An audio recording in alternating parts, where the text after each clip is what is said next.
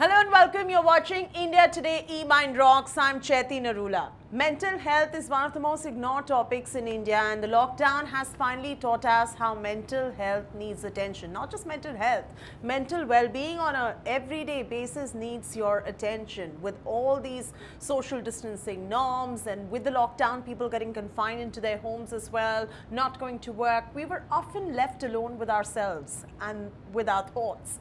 If you were mentally fit, you got through with ease, but for the rest, it did take a toll. Let's now understand how we can look after our mental health just like we look after our physical health as well.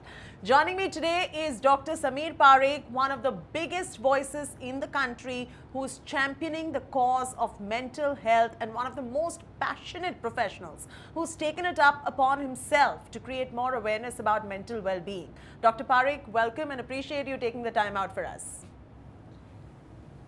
Thank you. And a big thank you to the entire team for keeping a topic on mental health, because I think you guys in the media need to keep talking about mental health and prioritize mental health, because it's not just professionals like me who have a role to play.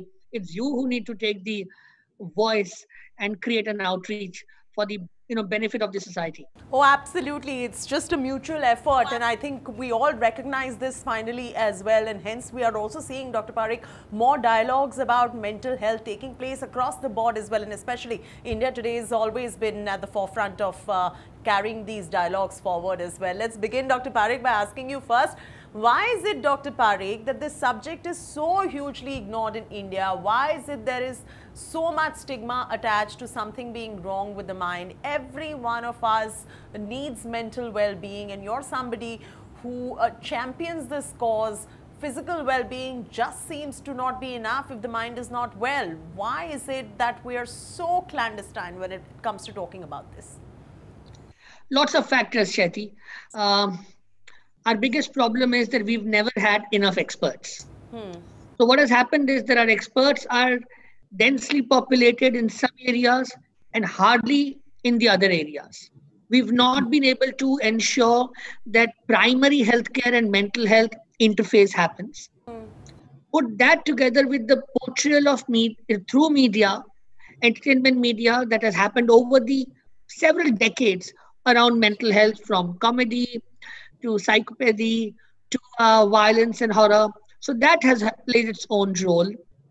And we've not done enough awareness that people are able to understand that mental health is very much like any other problem, any physical health.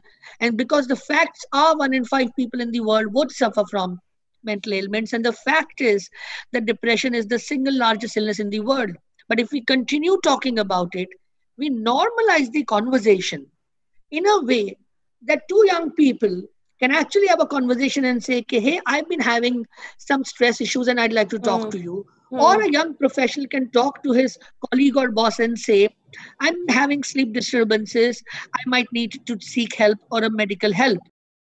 The level of conversation we need to happen. Only then we'll be able to give the right support to people who will be struggling. Yes, absolutely. And, I know that you have been conducting such successful programs when it comes to mental health advocacy as well from your side, which is creating a huge impact as well.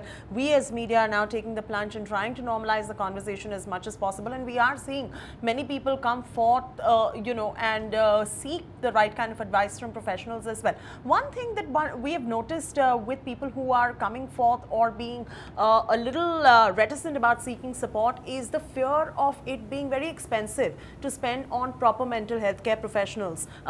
Would you like to break that myth? Is it a myth? Is it a reality? What is it? No, that's not true.